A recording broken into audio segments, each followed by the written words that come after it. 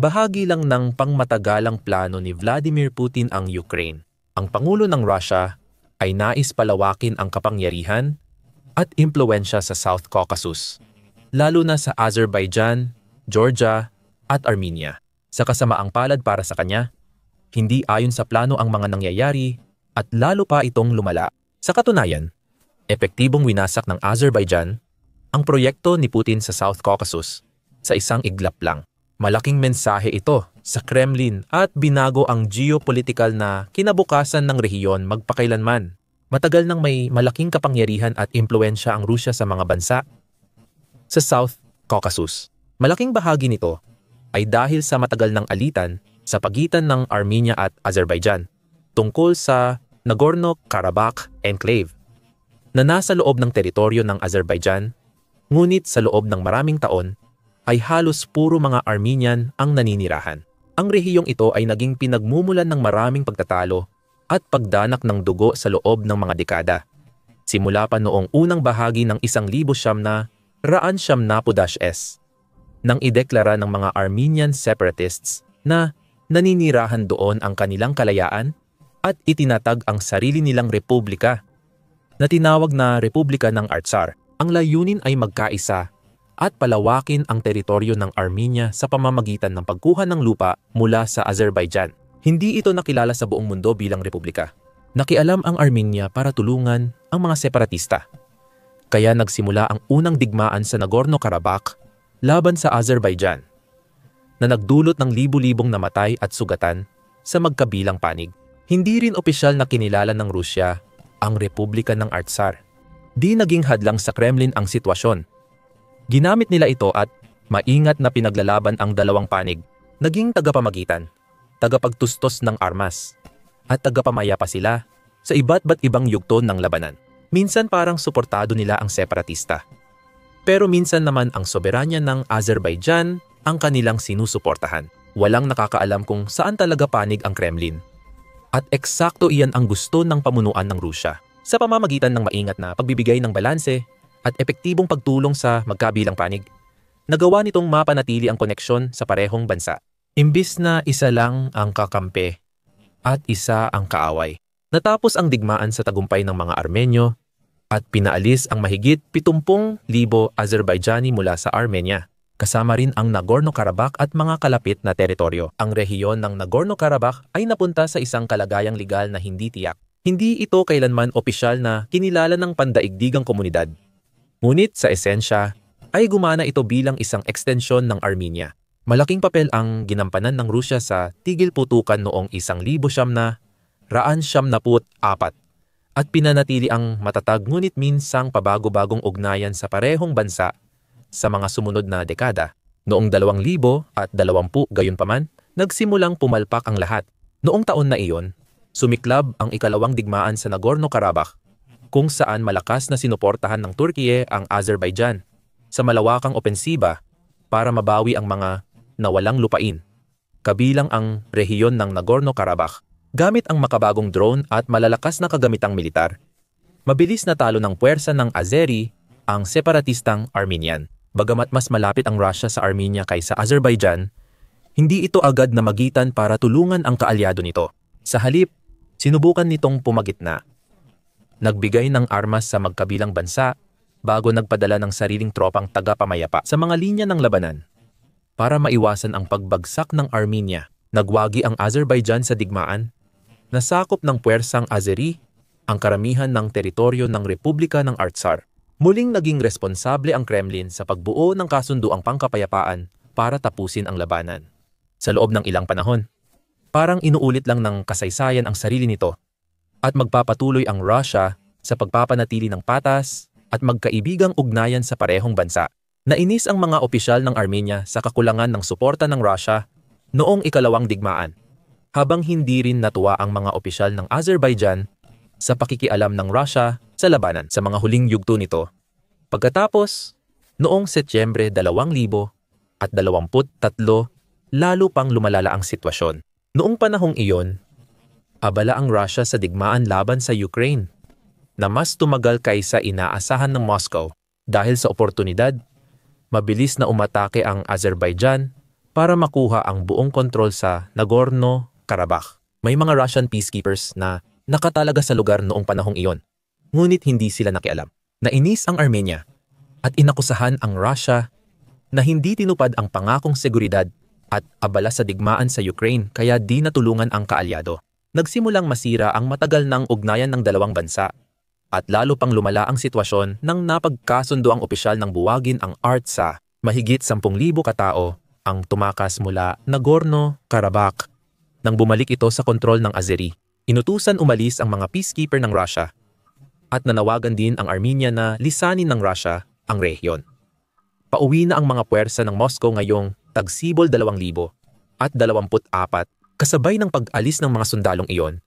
Nawala rin ang malaking impluwensya ng Russia sa South Caucasus. Simula noon, dahil sa pakiramdam ng pagtataksil ng Russia, naghahanap ang Armenia ng seguridad sa ibang bansa, lalo na sa kanluran tulad ng Estados Unidos at European Union. Ang relasyon ng Russia sa Azerbaijan ay lalo ring lumamig habang lumilipas ang panahon. Sa halip, pinalakas ng Baku ang ugnayan nito sa Turkey at naging mas matatag at maging agresibo pa ang tindig nito laban sa Moscow. Madalas nang ipinahayag ni Pangulong Ilham Aliyev ng Azerbaijan ang suporta niya sa Ukraine. Noong mga buwan ng tag-init, halimbawa, hinikayat niya ang Kiev na huwag kailanman sumuko sa agresyon ng Russia at sinabi, "Isa lang ang payo ko sa inyo, Ukraine. Huwag kailanman pumayag sa okupasyon, huwag sumuko." Lalong lumala ang sitwasyon noong Disyembre 26, 2000 at 24 nang aksidenteng napabagsak ng depensang panghimpapawid ng Russia ang sibilyang eroplano ng Azerbaijan mula Baku papuntang Grozny. Mukhang inakala ng sistema ng Russia na drone ng Ukraine o kalabang sasakyang panghimpapawid ang eroplano. Nag-emergency landing ang nasirang eroplano sa Kazakhstan.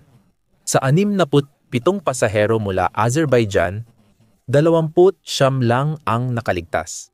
Ayon sa ulat ng mga mapagkukunan ng Azeri, gustong mag-emergency landing ng mga piloto sa Russia pero hindi sila pinayagan. Ayon sa ilang analysts, bahagi ito ng madilim na plano ng Russia para pilitin ang eroplano na mag-crash landing sa Caspian Sea, posibleng walang maligtas, at mabura ang ebidensya ng pagkakasangkot ng Russia sa insidente. Bukod pa rito, hindi kailanman tinanggap ni Vladimir Putin ang responsibilidad ng Russia sa pag-atake o nag-alok ng kompensasyon, kaya nagdulot ito ng matinding galit at hinanakit ng mga Azeri laban sa Kremlin, ayon kay Leila, isang taga-Baku sa Al Jazeera. Kung pinayagan lang maglanding ang eroplano sa Russia matapos madiskubre ang mali, baka nailigtas pa ang mga buhay. Imbes, dinala ang eroplano sa Kazakhstan, desisyon ng mga walang puso at di karapat-dapat na tao. Ang kakulangan sa pagkatao at pananagutan ang mas nagpapagalit at nagpapalungkot sa mga tao. Matindi ang pagkadismaya at galit ng pamunuan ng Azeri. Grupo 2 sa pagtanggi ng Russia na umamin at humingi ng paumanhin, kahit paulit-ulit itong hinihiling ni Pangulong Aliyev sa Moscow. Mula noon, lalong lumala ang sitwasyon. Kinansela ni Aliyev ang ilang opisyal na pagbisita sa Moscow at sinuspinde ang mga bilateral na komisyon sa Kremlin. Inanunsyo ng Azerbaijan ang pagtatapos ng kultural na kaganapan ng Russia at naging mas lantad ang media sa pagpuna sa Kremlin. Noong Pebrero, pinalala ng Azerbaijan ang sitwasyon sa pagsasara ng Russian Information and Cultural Center sa Baku at sangay ng Sputnik News Agency ng Russia. Ibinunyag din ni Aliyev na hindi siya dadalo sa parada ng tagumpay sa Moscow noong Mayo 9, kahit inimbita siya ni Pangulong Putin. Noong tag-init, gumanti ang Moscow. Nagsagawa ang espesyal na puwersa ng Russia ng raid sa Yekaterinburg, tumarget sa mga etnikong Azeri. 2 ang napatay habang marami pang iba ang binugbog, pinahiya at tinrato ng malupit. Tumugon ang mga autoridad ng Azeri na may pagkasuklam at galit at nanawagan ng isang malawakang investigasyon tungkol sa insidente. Pagkatapos, 2 mamamahayag na Ruso ang inaresto sa Baku dahil sa panlilinlang at money laundering bago pa mahuli ang mas maraming Ruso. Sinasabing sangkot sila sa mga organisadong grupong kriminal na responsable sa pagpupuslit ng droga. Patuloy na nagtutunggali ang 2 bansa sa walang katapusang labanan. Bawat tugon ay mas seryoso kaysa sa nauna. Noong Agosto, pinalala ng Kremlin ang sitwasyon nang atakihin ng mga puwersang Ruso ang pasilidad ng enerhiya ng Azeri sa Ukraine. Ilang araw matapos iyon, isa sa mga pangunahing propagandista sa telebisyon ng Russia, si Vladimir Solovyov, ay nagmungkahi na maaring makipagdigma ang bansa laban sa Azerbaijan sa hinaharap. Mahalagang maunawaan na ang nangyayari sa Timog Caucasus ay isang napakalaking problema at hindi magtatagal, maaaring mapunta sa isang sitwasyon, ang Caspian Sea, kung saan maaaring magkaroon ng mga base ng NATO doon.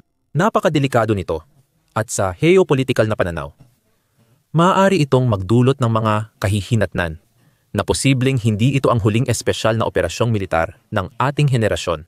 Ilang kilalang Ruso gaya ni Andrei Gurub, isang miyembro ng parlamento ng Russia, ang nagpahayag na dapat ipagbawal ang pag-angkat ng produkto mula Azerbaijan sa Russian Federation. Dapat daw gipilitin ang mga Azeri na nakatira sa Russia. Sabi pa ni Gurulyov, ang espesyal na operasyong militar ay malawak ang saklaw at pwedeng isagawa sa alinmang bansang katabi ng hangganan ng Russia, tulad ng Azerbaijan. Sumang-ayon si Yuri Podlyaka, isang kilalang pro-Putin military blogger, at sinabi niya, nagiging mas posible ang digmaan ng Russia at Azerbaijan. Hindi na lang ito teorya. Malinaw na inutusan ang mga kasabwat ng Kremlin na takutin ang Azerbaijan, magbanta at maghasik ng takot sa mga Azeri tungkol sa posibleng pananakop ng Russia. Ngunit ang pamunuan ng Azerbaijan ay hindi natatakot. Sa halip, ginagawa nito ang pinakamainam na hakbang upang ipagtanggol ang sarili at pinapalakas ang ugnayan nito sa alyansang NATO. Kamakailan, may malaking anunsyong ginawa na tiyak na nagpagalit kay Putin sa Kremlin. Noong Nobyembre, 6 inanunsyo ni Pangulong Ilham Aliyev ng Azerbaijan na opisyal nang lilipat ang kanilang hukbong sandatahan sa mga pamantayan ng NATO. Ginawa niya ang anunsyong ito sa isang pagpupulong sa Baku, kung saan ang panrehiyong seguridad at modernisasyon ng sandatahang lakas ng Azerbaijan ang dalawa sa mga pangunahing paksa sa agenda. Dumalo sa kaganapan ang ilang kinatawan ng NATO mula Turkey, Estados Unidos, Pransya, Gresya, Hungary at Netherlands. Ayon sa ulat, binigyang diin ni Aliyev ang pangakong manatiling mahalagang katuwang ng Azerbaijan sa NATO at ang pakikipagtulungan nila sa Turkey para palakasin ang depensa ng bansa. Ang hukbong sandatahan ng Azerbaijan ay nakaayon sa pamantayan ng NATO at malapit na nakikipagtulungan sa hukbong sandatahan ng Turkey. Idinagdag pa ni Aliyev na patuloy ang proseso ng modernisasyon ng hukbo, na ang pangunahing layunin ay mapabuti ang kakayahan ng Azerbaijan sa depensa matapos ang paglayan ng ating mga lupain mula sa pananakop. Masamang balita ito para sa Rusya dahil sa tatlong malaking dahilan. Una, at marahil pinaka-nakababahala kay Putin, ang hakbang na ito ay mas inilalapit ang NATO sa mga hangganan ng Rusya. Hindi miyembro ng NATO ang Azerbaijan at wala rin itong planong sumali. Ngunit nagsumikap ito upang makita bilang isang mapagkakatiwalaang katuwang na maaaring lapitan at sandigan ng mga bansa sa NATO. Halimbawa, sumali ang Azerbaijan sa NATO Partnership for Peace noong 1974 at nagtayo ng diplomatikong misyon doon noong 1977. Nakiisa ito sa maraming aktibidad ng NATO na may kaugnayan sa pagpapanatili ng kapayapaan sa mga bansa tulad ng Kosovo, Iraq at Afghanistan, pati na rin sa pagbibigay ng kooperasyon sa mga hindi militar na larangan tulad ng makataong tulong at pangkalikasang tulong. Tinuturing ng Russia na pinakamalaking kaaway ang NATO at naniniwala rito. Isa sa mga dahilan ng pananakop sa Ukraine ay upang pigilan ang Kyiv sa pagsali sa alyansa na maglalapit sa NATO sa hangganan ng Russia. Sa bandang huli, bumalik sa Russia ang kanilang hakbang dahil naging pangunahing taga-suporta ng Ukraine ang mga bansa ng NATO sa nagpapatuloy na labanan. Hindi pa naging ganito kalapit ang ugnayan ng Kyiv at ng alyansa.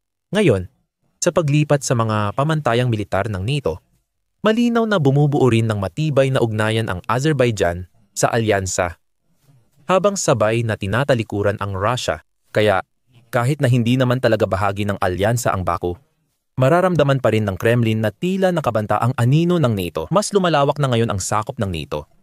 Hindi lang mula sa kanlurang Ukraine, kundi pati na rin mula sa timog sa Azerbaijan. Matatakot dyan si Putin. At mawawala rin sa plano niya ang anumang balak tungkol sa pananakop sa South Caucasus. Dahil ngayon, kung sakaling sumalakay ang Russia sa Azerbaijan, malamang na handa ring tumulong ang mga bansa ng NATO sa BAC gaya ng pagtulong nila sa Kyiv. Mas magiging mahirap para sa mga puwersa ni Putin na sakupin ang alinmang teritoryo ng Azeri na nagdadala sa atin sa pangalawang dahilan. Masamang araw ito para sa Russia. Malamang na makakatanggap ng malalaking pag-upgrade ang modernisasyon ng militar ng Azerbaijan.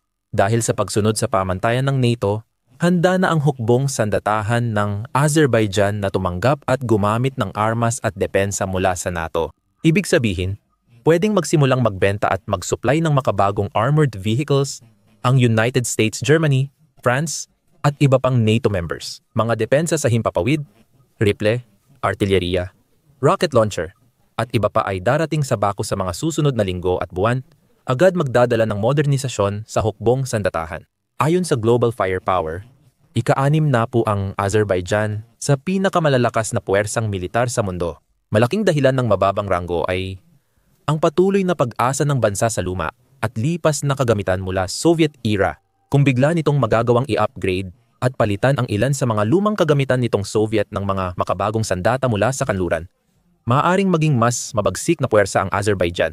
Siyempre, malamang na hindi nito kayang magkaroon ng hukbong sandatahang sapat na lakas para tapatan ang sa Russia dahil isa itong mas maliit na bansa na may populasyon na mahigit 10 milyon lang kumpara sa halos 144 na milyon na naninirahan sa Russia. Dahil sa mas malalakas na kagamitan, mas kaya na nilang lumaban kung sakaling masakop o atakihin ang kanilang teritoryo at soberanya. Kita na natatakot ang Rusya sa lumalakas na Azerbaijan. Sa panayam sa isang pahayagang pag-aari ng Estado, ibinahagi ng mga ekspertong militar ng Rusya, sina Konstantin Sivkov at Yuri Nutov, ang kanilang mga pangamba. Nababahala si Sivkov na tuluyan ng sasali ang Baku sa alyansa. Ang pagsunod ng sandatahang lakas ng Azerbaijan sa NATO ay may isang kahulugan lang. Ang Baku ay nagsimula na ng integrasyon sa Hilagang Atlantikong Alyansa. Nagpahayag si Nutov ng pangamba na nais ng Azerbaijan na paalisin ang Russia sa Transcaucasia.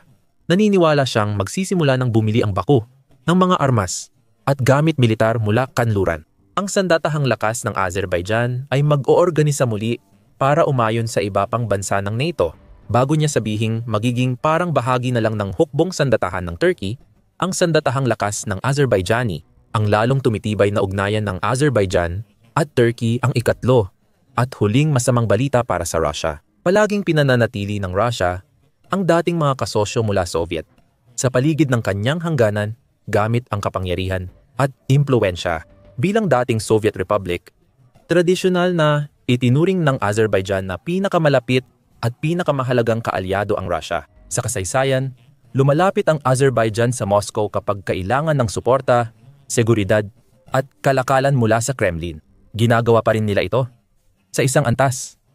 Sa kabila ng lumalalang lamig at komplikadong relasyon ng dalawang bansa, kamakailan lang nakipagpulong ang Pangulong Azeri kay Putin sa isang pagpupulong sa Tajikistan noong Oktubre. Alam ng Azerbaijan na hindi nito kayang putulin ang ugnayan sa Russia. Mahalaga pa rin ang Moscow bilang kaekonomiyang katuwang. At hawak ng Azerbaijan ang mahalagang transit link sa pagitan ng Russia at Iran, ang International North-South Transport Corridor. Kaya malinaw na nakikinabang ito sa pag-iwas sa hayagang alitan sa mga bansa sa Hilaga at Timog. Kasabay nito, hindi tulad ng ilang dating Soviet republics na patuloy na halos umaasa lamang sa Russia para mabuhay, pinalalawak ng Azerbaijan ang pananaw nito at aktibong pinapalawak ang network nito. Bumubuo ng mga bagong pagkakaibigan sa mga tulad ng Turkey upang magbukas ng mga bagong oportunidad para sa kalakalan, depensa at mutual na kooperasyon. Habang tumitibay ang mga ugnayang iyon, mas hindi naaasa ang Baku sa Moscow. Sa kasalukuyan, dahil sa krisis sa ekonomiya at malalaking problemang dulot ng digmaan sa Ukraine, hindi na kayang tiisin ng Russia ang ganitong pagkalugi.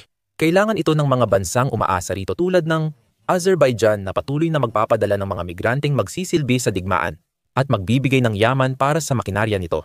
Ngunit matatag ang Azerbaijan at tumatanggi. Kinukuha nito ang kapalaran sa sarili, pinapalakas ang posisyon sa mundo, at tumatangging paapi muli sa Russia.